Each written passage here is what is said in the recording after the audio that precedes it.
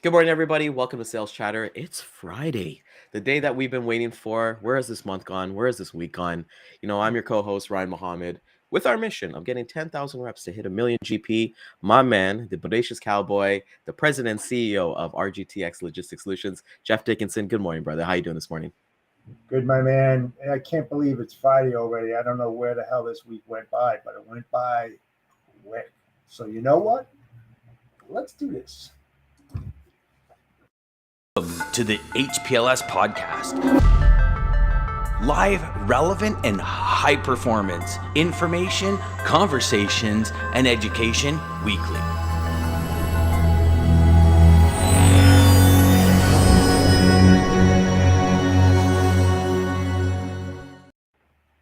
I gotta say, I'm loving that we both got like the intro down pat. We could do it with our eyes closed. We're killing it with the intro. We got everybody kind of going up. So, Jeff, like we said, this week was one of the only weeks that it wasn't a short week.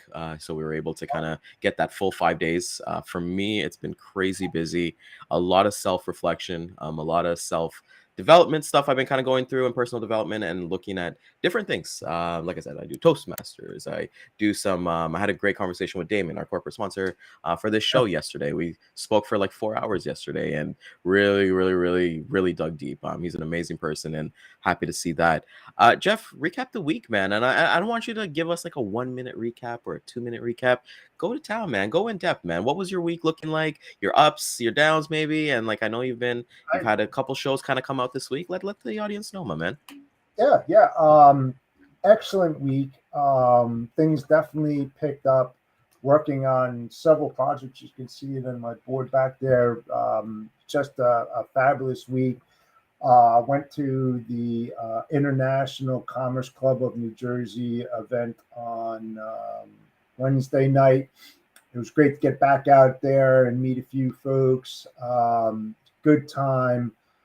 Actually, it was my first time there in a very, very, very long time. So it was great. Just a lot of things, man. New clients, new opportunities. Hold My Beer was yesterday on our podcast, and it was a good show, really engaging. It was a good one.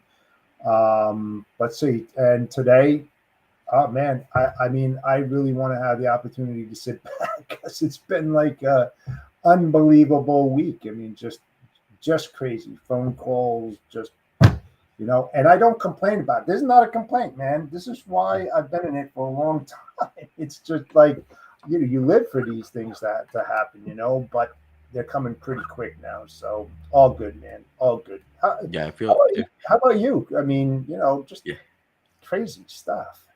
Yeah, it's been, this week has been a lot of fun and like this is logistics, right? And I think for me, I felt like if I could describe it maybe in a phrase or something like that, I feel like the spout it just got turned a little bit, it got turned on a little bit. So things are coming through definitely that pipeline and it started great. I think we had some snow out here, got to connect a little bit more family.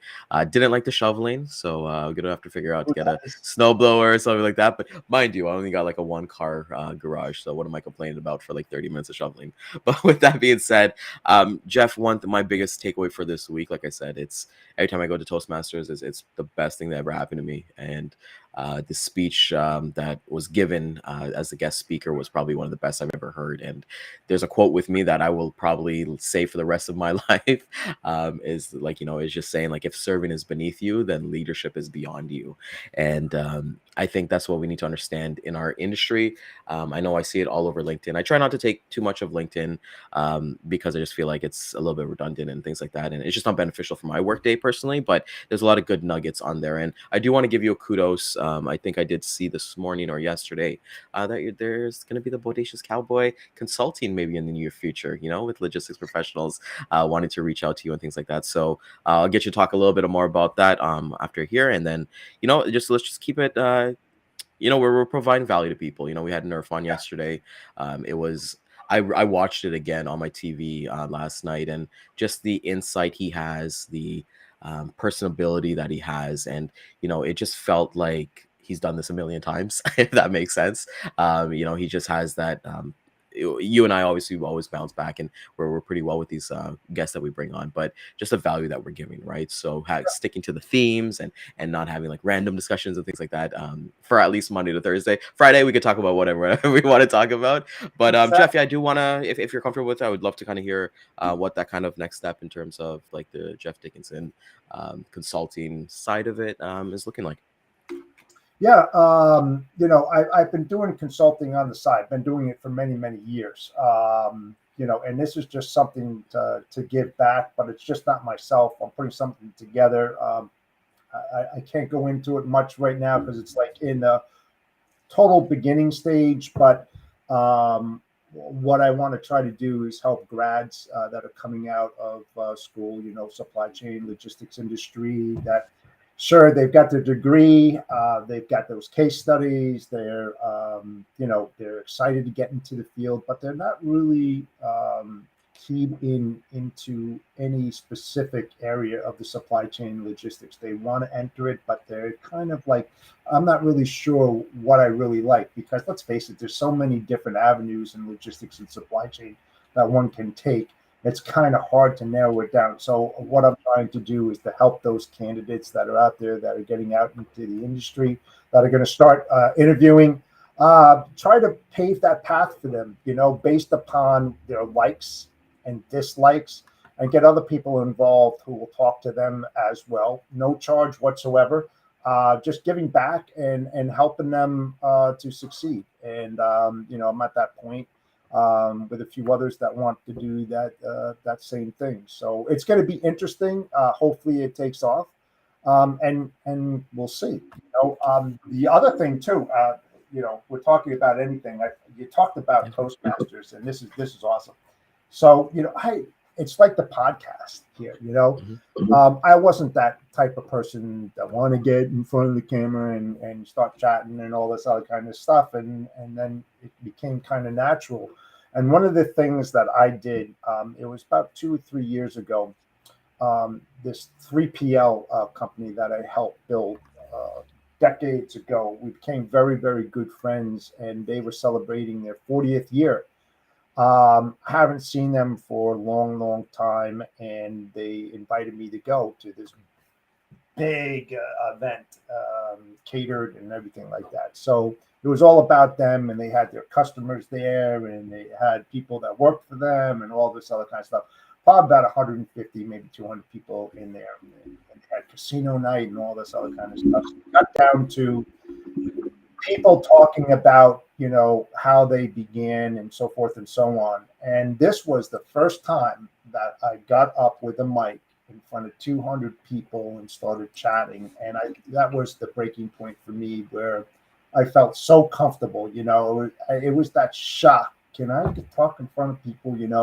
I'm not that introvert, I'm that extrovert, but that sealed the deal. And when the people stood up and gave me a round of applause and stuff like that, man, that's like the greatest feeling. I can't explain it, but until you're there, and I know a lot of people who are watching this or whatever, I strongly advise you to do that. It's one of the scariest freaking shits that you'll ever do in your life. But man, once you do it, it's awesome. It's awesome, man. It's like with everything, right? You kind of want to start with it, and then hey, if it's scary, then go for it, man. It just never for you. Like my background is that I've been playing music, like I said, since I was 8 years old. So I've been performing in front of crowds since I was 10 years old. 6 years ago, I performed in front of, I think it was like 25,000 people downtown in Toronto. Nice. My band and I, we performed right before the main headliner came on. They were having an event downtown Toronto, and there's always going to be that little bit of a jittery, like maybe like 5 minutes before we go on stage. But that once we're out there, man, and you start hitting that first note, or even if you're saying a speech, you start saying like the first couple words, you're like, okay, I got these. And for us, it's always about kind of having the crowd in the palm of your hand, and having them wanting to go more. And for me, Jeff, what I've learned, I've taken that experience and I've pushed that into my logistics experience as well. So when I'm on scheduled calls with customers or talking to carriers, I'm like, okay, what can I ask as we're talking about it, that I can have them engaged, have them actually want to actually listen, not that As weird as it sounds, how do I get them to stay rather than them going to like the concession cart to go get some beer during our performance or get some food or something like that, right? How do I get them engaged? How do I get them to, hey, I want to take a look at these guys if they're on Spotify, or take a look on Instagram to see more about them? And I think that's what's important when it comes to like logistics for us. And like you said, I love that you said that. Like a couple years ago, you did the public speaking thing, and Yeah. what I love about Toastmasters, I'll talk about this for the last time I talk about Toastmasters because I'm such a No, no, fan. no. But what I love is that they're so structured. Yeah. So let me give you an experience here. So I started there 3 weeks ago, and I thought I would have to go in first 5 minutes. They'll make me stand up, say who I am, what I do, why am I here, and all this stuff. The complete opposite. In the 3 times that I've gone, Jeff, I've probably spoken for maybe a minute every single time. And that's because I'm participating in the games. Right. And that's how they're set up. They're set up for very structure. I'm literally looking at their agenda right now. They have everything planned to the T, and they stick to it. And I thought about this, and I talked to my wife about that. I was like, in my life right now, a lot of things are kind of like freestyle. Like we come on podcast, we know what we're going to be talking about, but we don't know where we're going to go. There's no destination, right? We know what we're going to talk about, and then with my sales calls and with my emails and talking to customers and things like that, and then stuff I do with the dog shelters and things like that, and then my other business that I got going, it's not structured. So I do appreciate that structure, right? I think Yeah. about like elementary school. We were in school. We knew what course we're going to take. We know when recess is. We know when this thing is. So I feel like that balance between structure and a little bit of chaos is great. Would love to kind of get your thoughts on a little bit of structure. Yeah. Structure is great. Where I used to work, Snyder National, highly structured. A lot of military there. So, when you got military involved, it's pretty structured. It's like boom, boom, boom, boom, boom. And of course, you get to engage your own thoughts and your principles and be able to create as well. But the way they go about it is extremely structured. They have a goal, they have an objective, and everybody is on it to make it happen. It's such a team effort, and that's just like being in the military and relying on your troop next to you to cover your ass, pretty much. And likewise, it's the same type of mentality. And I love that. I'm structured, I'm detailed.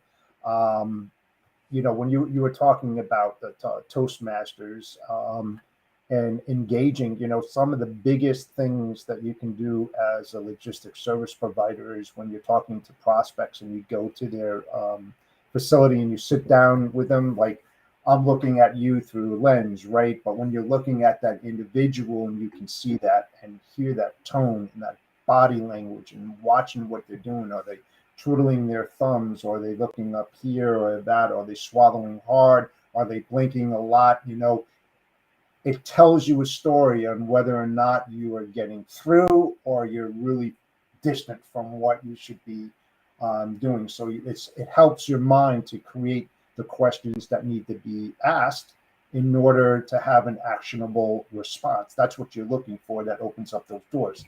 So that's part of the structure too, right? That's part of the engagement, the structure. You're going in there with a plan, right? So I believe in it strongly. Yeah, Absolutely. it's awesome. And one thing, good morning to Daman.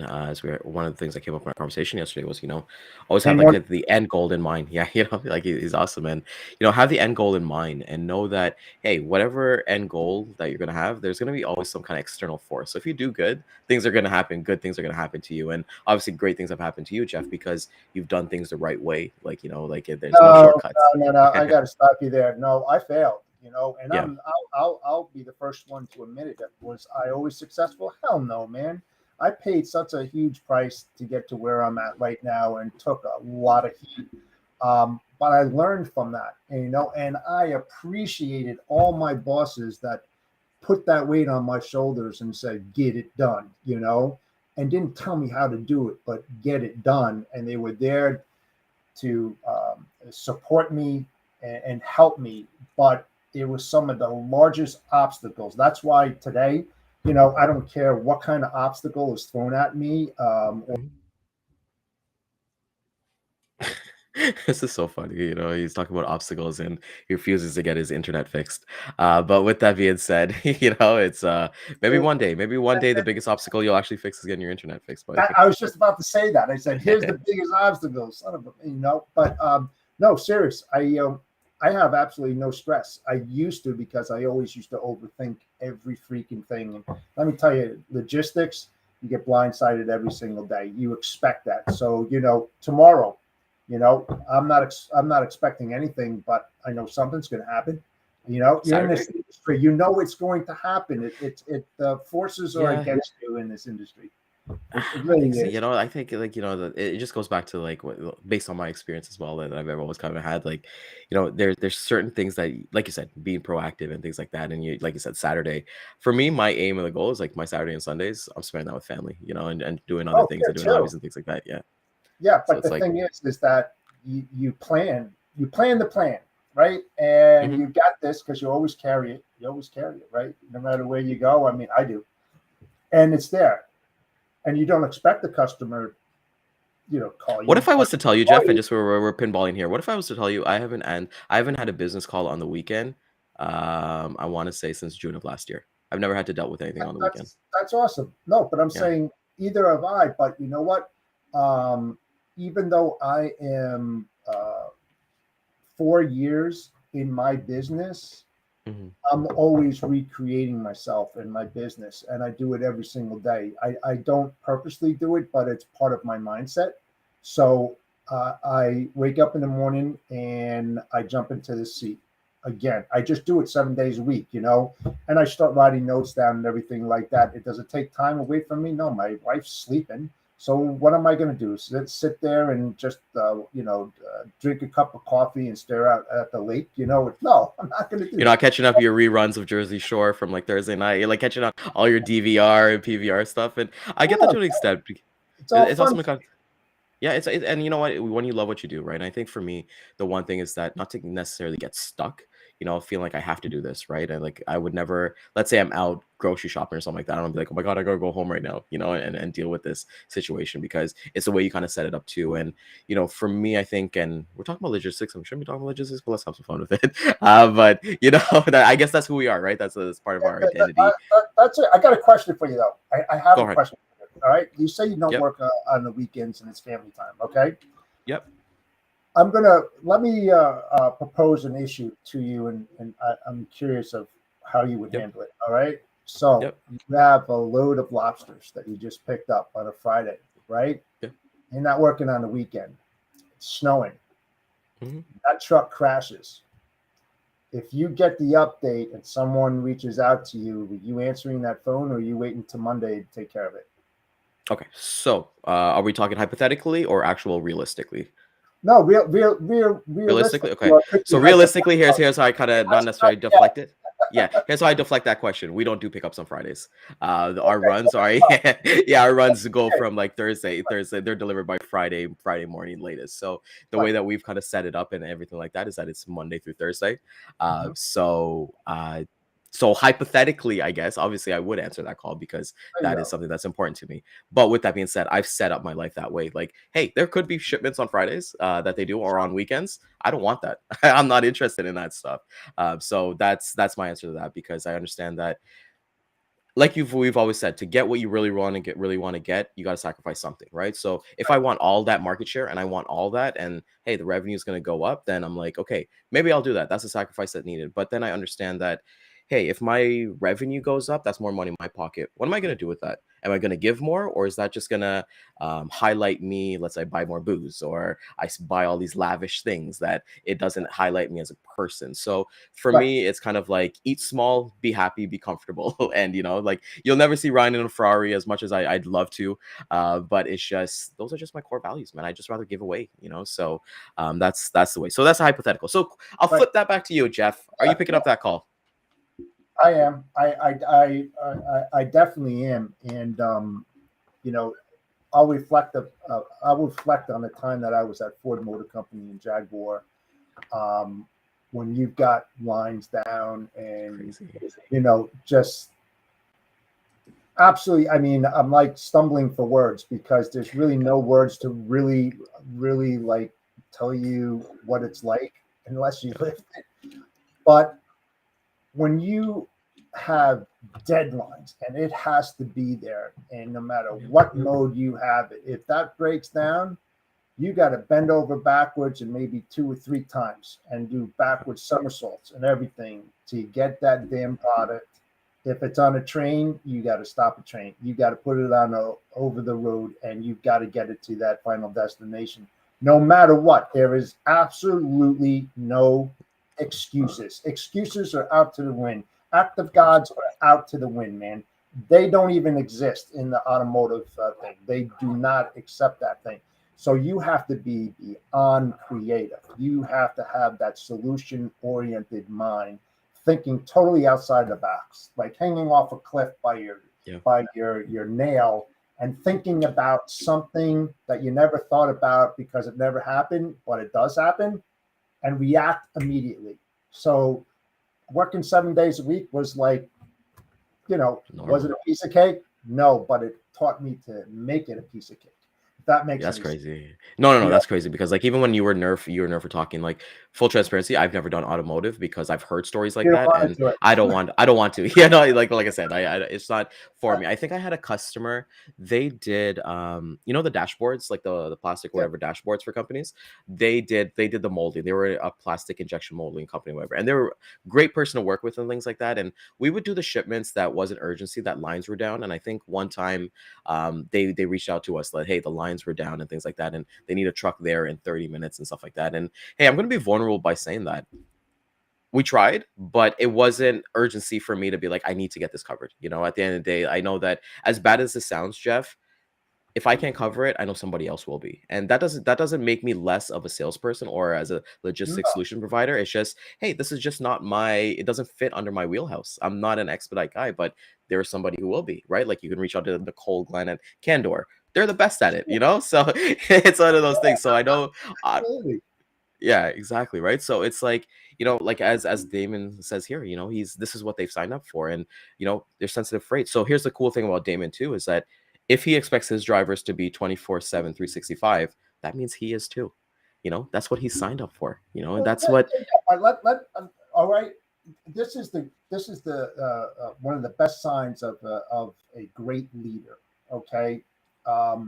A good leader can leave his or her office and know it's like when the cat is gone, the mice plays, right? You've heard of that, right? But it's when the cat is gone and the mice don't play and things operate just the way that you created, whether you're in the office or out of the office. Yep. That's a good leadership skill to have when you can rely on those type of people. Now, Daman, he works 24/7, but I can guarantee you, he's got some key people in strategic areas within his business that he knows that they can handle anything that's being thrown at them. But he is available 24/7. That if he gets a call and they need his assistant, I'll bet you that he picks the phone up at 4:00 in the morning, at 2:00 in the morning, because when that phone rings, there's a problem. It doesn't ring because there's no problem at that time in the morning. It's like it's like when you get a call from your mom or dad at that time in the morning. It's no good. You know what I'm saying? That's the kind of like that gut feeling, that swallowing hard, that something, the shit hit the fan. Let's put it that way. So, I mean, that's what a good leader is, when you put the right troops in the right areas and that they pick up the pieces and move it forward, whether you are there or not. That's amazing, and realizing that as being a leader, as well as David always mentions here. It's kind of funny you said that, because my father-in-law, he's an engineer, so he goes from literally country to country every single week, and he just looks at blueprints and he approves like he does engineering work. I don't know exactly, but he's in Germany this week, so I got a text message at like 4:00 our local time. So I'm like, holy shit, something's wrong. And then I woke up to it, and it was just like, hey, I just wanted to confirm something for the weekend, but it wasn't important. But it's just like those. Yeah, exactly. I was like, oh my god, we're gonna have to make this drive, but it's cool to say that. Jeff, I got a question for you. Let's have not fun, but let's take something here. For me, okay, this is a good one for you, Jeff. Okay. Put logistics aside, put everything aside. If you were to open up a store, what would you sell? What would I sell? And it's brick and mortar. You're there. No online stuff. No side hustle. 100% committed. What would you sell? There's two things that I would sell. I would sell high-end artwork, and I would sell high-end dog supplies, pet supplies. And the reason Man, why is that I did it with my wife for 18 years, and I did dogs for 18 years.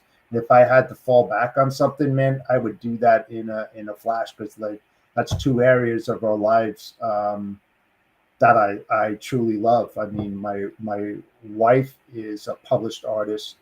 She's been written up all over the world. Um, you know, she's really good, And I used to work in a 10 by 10 tent with her over the weekends and at these big events in Philadelphia and all over the place at these art shows, working side by side. That's why I guess we're pretty congruent. We get along. But yeah, that's exactly what I would do. Like, okay, elaborate a little bit more. I never knew this. I never knew about the artwork stuff. I knew a little bit about the dog stuff, but the artwork. Tell like, so she's like, does she still do it? Like, is she still like no, okay? no. I mean, she's she's got her master's in fine arts and illustration, and she worked for Hallmark Cards, and she developed. And it's really funny. The stuff that's on eBay out of these high-end art stores like down in Palm Beach and Palm Springs and all over the place, they call her work vintage, and we just started cracking up, and we see the price on it. And I told her, I said, Jeanette, why don't you call up that art gallery and say, I'll put my signature. It says Jeanette on the bottom of it, but I said, charge them $500 and go down there and put your signature on every single one. It's the Art Deco women of the 30s, 20s and 30s, big hats, lips, red lips, black. I mean, she does cross hatching with they call it technique that you do with pencil when you see these people, outlines and stuff. She draws animals, all different kinds of stuff, But what happened is that when she got published a long time ago, I saw her work like 84 hours straight in a row to meet a deadline. And they made millions and millions and millions and millions of dollars off of her. And she was really pumped. And she signed off on the contract, and it was like 10% of 10% of 10%, which left her like with nothing. And she was very disgruntled and stuff like that. She went out on her own, and we did some custom artwork after that, and she dropped it for a very, very long time. I mean, if you asked her to draw a horse, if you were sitting at a diner having dinner with her, and you go, oh, you're a drawer, can you draw this? Boom, she just draw it up. It's still in her head. But I think when she retires, she may get back into it, and I would support her like there's no tomorrow. She's very, very, very good. Very good. What was that I would feeling? say Can you describe that she wasn't my wife. I'll tell you that right now. I mean, awesome. That's amazing to hear, and I love hearing stories like this. Jeff, I want to ask you another question to follow up on that. What was the feeling like when you first saw her first painting, and when you saw her like make her like first sale in person? You saw the sale itself kind of happening for yourself. It started out when I first started dating my wife, and I used to pick her up at FIT and Parsons that she went to. And when we used to go to Studio 54 in the city, and I didn't know, what she really did. I wasn't an art person, and then she showed me, and I was like, I mean, my wife was lived in France, and so she used to go to the Louvre and study artwork over there with Mona Lisa and all that kind of stuff is there. And she lived there for many years, so she was a good study. And then when I saw her royalty, I was like, in the 80s, I was like, jaw dropped, like, it's holy shit. So, I mean, but she put a ton of work in. She had 7 years of college and stuff like that. But yeah, good stuff, man. No, I love these conversations, because for me, the reason why I asked a follow-up question, Jeff, I love when a coach shows why they became a coach. And I always go back to this story. I was watching, there was this old man, fat guy, he's old, bald and stuff like that. He was in a gym, and he was doing the practice pads, the one with the thing, and then he Yeah, just go yeah, like this. He started slow, and then boom, boom, boom, and within seconds he's going to town. And you're looking at this guy and you're like, okay, he can't be like, your mind thinks, okay, he's old, he's yeah. frail, or whatever. And then when he shows you he's a coach, and it's just like when we come back to logistics, I see when my bosses have become why they became the best sales managers in the company. When they're on a call, the charisma they have and things like that. And that's why I genuinely like hearing that about people, like why they got into what they like and why they're so good at it, and understanding that thought process for you. So thank you for sharing that, man. I really love that, and I learned that the dog supplies. I know that if I know the story, but if you want to share with the audience a little bit about your history with dogs, Jack Yeah, yeah, Russells. yeah, yeah. So for 18 years, I raised, bred, showed, and hunted Jack Russell Terriers, and we were the second on the breed registry for the Westminster Kennel Club for Jack Russell Terriers, the JRTBA Breed Association. I belong to the JRTCA. I won the nationals with my dogs. Hunted them all over the place, and really neat. They used to go underground, and they hunted red fox, gray fox, raccoon, woodchuck, muskrat, and a few other things as well. And we used to put radar collars on them, and they would go into the groundhog hole or a foxhole, and it's really neat, the dens down there. I mean, just think of an ant farm, and you've probably seen it when you're growing up with all these mazes of holes and everything. So we used to bring French hole diggers, and we used to dig maybe 40, 50 of them, because the radar collars, we would walk the grounds, they'd be underneath the ground, and you would hear the beep of their radar collar stop, and it would be like a silent, it's almost like a metal detector, and it's a tone where they're on the prey. They got whatever it is down there. I used to look at the holes, and I could tell whether it was a fox, a raccoon, or whatever it might be that was living in it.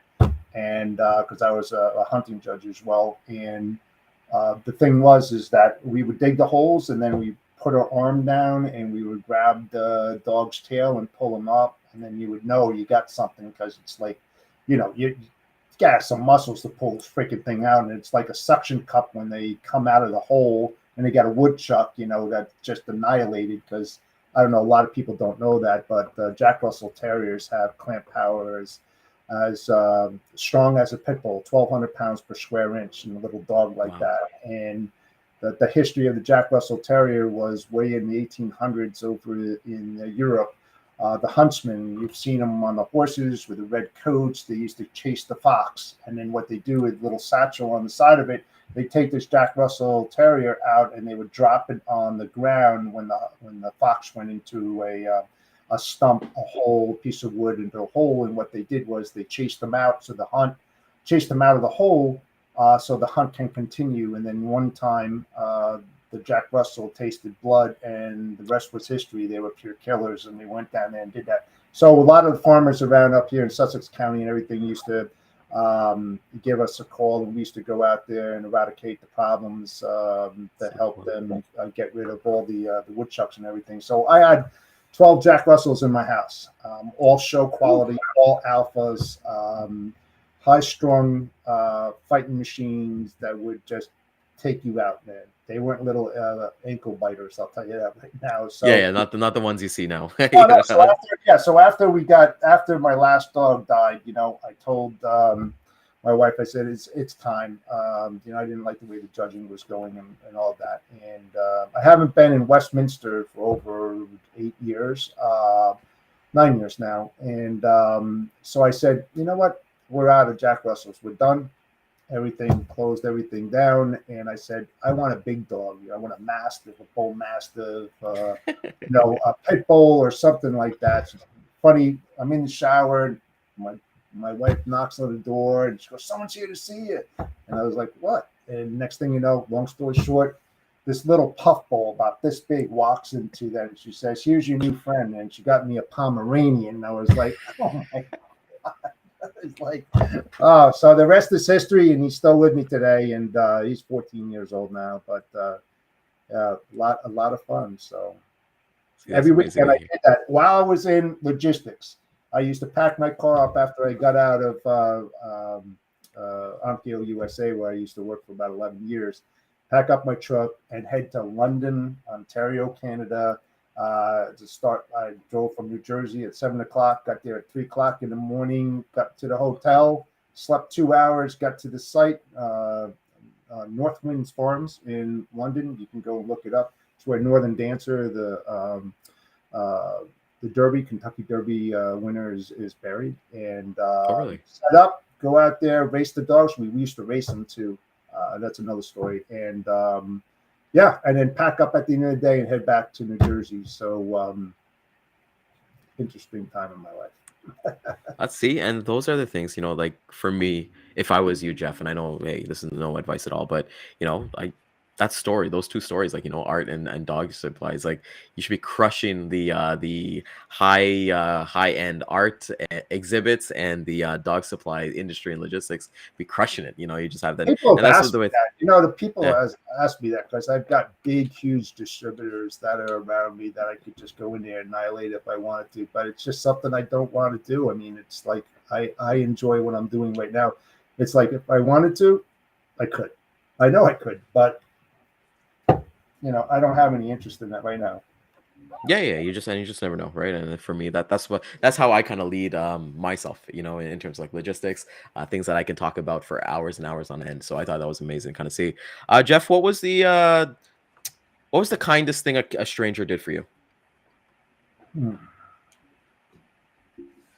Just said something nice. They didn't even know that. It was like from a conversation, just like a ad hoc conversation, and you're a nice guy or something like that. It's just like, you don't I don't ask for accolades. I just do No, what no, I do no, yeah, best. yeah, It's just like, yeah, I mean, to have that kind of stuff. I know what you're saying, but yeah, just like a helpful hand or something like that. I mean, I don't know. I always like the kind of person that I had this giant ass snowblower where I used to live before I moved here.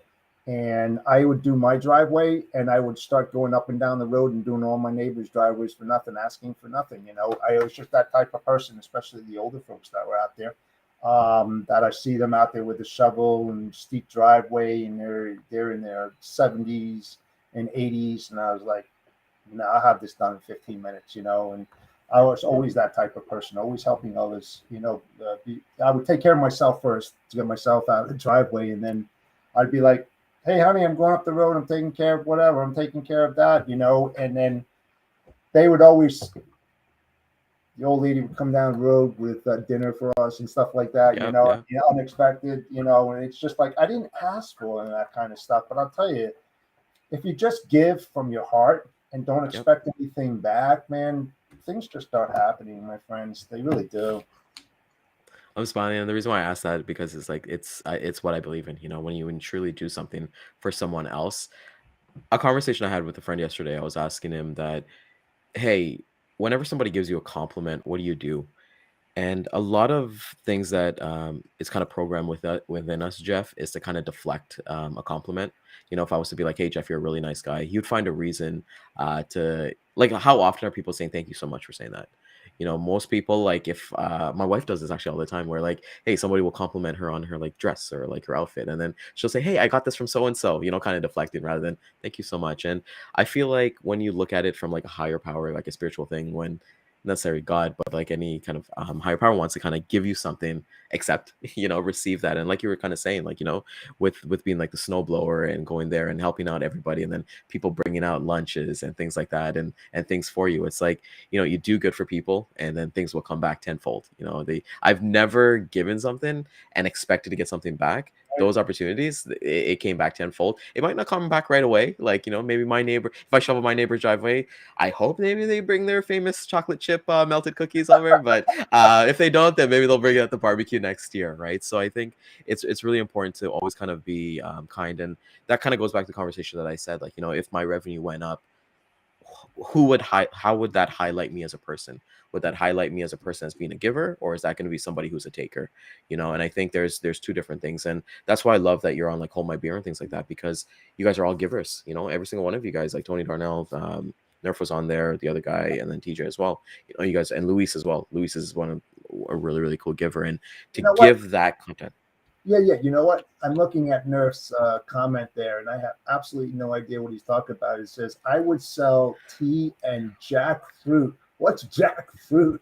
You don't know what jackfruit is? You got to look that up, man. It's is it native to? No, it's native to Europe, but jackfruit's like it's a plant. It's like it's kind of like, if you've ever had it, it's kind of like eating bubble gum. It's a fruit, first of all. Really? Yeah, but it has like bulbs. It has bulbs in it, and then if you ate it, it tastes like those. Remember those Hubba Bubba pink Bubblicious? Yeah, sure. Yeah. It tastes exactly. It's way too sweet though. Like it's but it's amazing. But yeah, you should try it. It's you know what? They actually use jackfruit as like a lot of vegans. Like I've had it myself. They'll have it as like their pulled pork. So if you cook it, it has a consistency of like pulled pork and like meat and stuff like that. It has a meaty texture. So yeah, see, yeah, it's true. Yeah, it's Wow.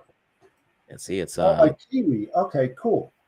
Yeah, it's great. I have to try that, man. I'm serious. I never heard of that. So every day you learn something new, and I just learned something good. It's like bananas and plantains. Two different types of things. And I mean, I love Dominican, Puerto Rican hot food and stuff like that. And that's when I had my first plantain, and then on top of that, some other Puerto Rican food, and I was like, I'm in, man. This stuff is awesome.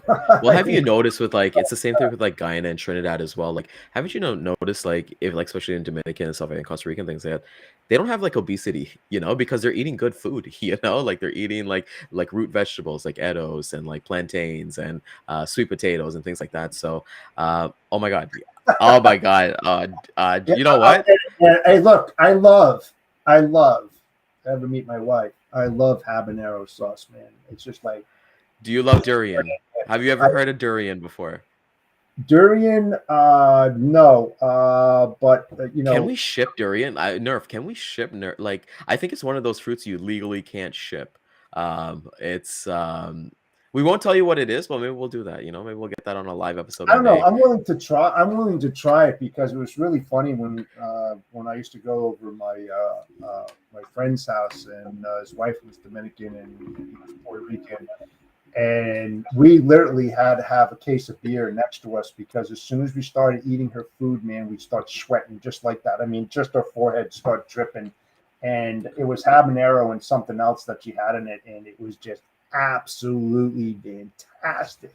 Fantastic. Well, durian's not spicy. Durian's a fruit. Some Indian food too. I enjoy. I can't remember the stuff, but it was really, really hot. Like not curry, something that it was some type of spice that you start sweating when you smell it before you even taste it. It was that kind of, you know what I mean? I forgot. Yeah. I'm West Indian, so I'm not really too sure.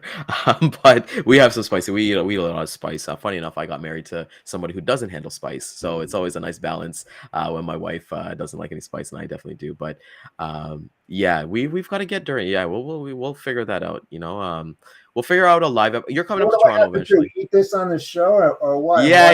It's got to be an experience. See me go through pain. Well, it's not pepper. It's not pepper. It's and don't Google it. So we'll definitely do that. I promise. I won't even. I'll forget it.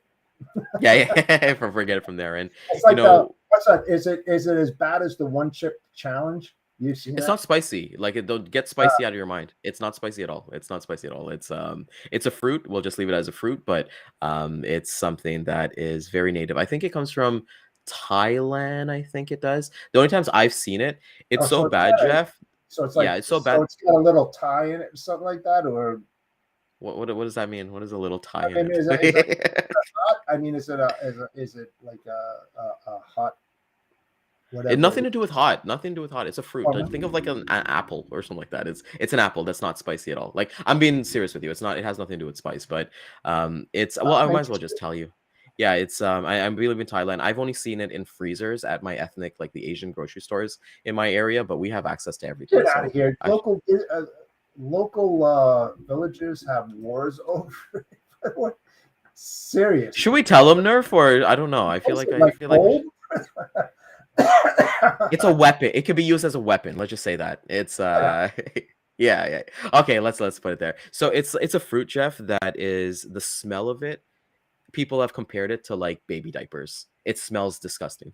But people have eaten it and they like the flavor of it. It's very earthy. I personally haven't tried it. But it's well I'll send you a It's like video after. it's in the category of sardines. Sure. Sure. Yeah, yeah. I We'll mean, leave it at that. you open up a can of sardines. I mean, no pun intended, but you're opening up a can of sardines. It's just like, and This there's is like what a you're smelling fish out there. I forgot the name of it. It just like what is it like makes you want to throw up when you even get like a sniff of it. It's so So bad. that's what durian is. Yeah, yeah, you'll yeah, it's Oh man. yeah, it's brutal. It's brutal. So but we'll definitely have to try it, you know. We've already kind of committed to it, so that's what we do here at Sales Chatter. Jeff, what are you getting up to on this weekend, my friend? Not much. Just gonna hang out, relax, if possible. I have no idea what my wife has in store, so I don't know. Just go with the flow. How about you? What are you doing, man? Let me guess. You're going to some type of dog event. Come on, man. Right? No, not this weekend. Actually, tomorrow we're celebrating my mom's 65th birthday. We're having a big party at our temple. So we've got a ton of Nice. people Happy coming. birthday to her. Yeah, oh, thank you, thank you. It's a big milestone, and we're just so excited that she's made it. And she's happy and healthy. And what's funny with my mom? My mom is pretty religious, and so for anytime we're like, hey, let's throw a party. Like 65 is coming up, let's throw a party. Let's go away or something like that. And she's like, no, I just rather do it with God. And I'm like, all right, cool, we'll do that. So we've got tons of people coming. We're gonna celebrate that, and then I'd like to say we'd like to do something on Sunday, but Sunday we'll be recovering. So we're going to be at our temple tomorrow. And actually, after this, around, go grab the cake and all the flowers and all that stuff. So I'm on sun duties after the show That's today. right. You're on task duty. I made my list and I'm checking it twice to make sure that we don't forget Yeah, anything. don't be naughty. Just be nice. Don't be naughty. So Jeff, next week, like we said, with our theme, the theme of the week is going to be kind of balancing. I think we should name it balance. So I'd love to kind of talk about, you got some loads under your belt. How are you going to balance your work life career? And then we're going to be talking about things like client retention. So some of the topics that you really, really love and can dive deep into. Next week is your week, Jeff. So it's the week to. It's gonna be fun, man. You're gonna love it. The audience is gonna love it. Give us feedback on what you guys kind of think, because the way that we're kind of treating this show, and we're being completely honest here, is that we're treating it like a TV show.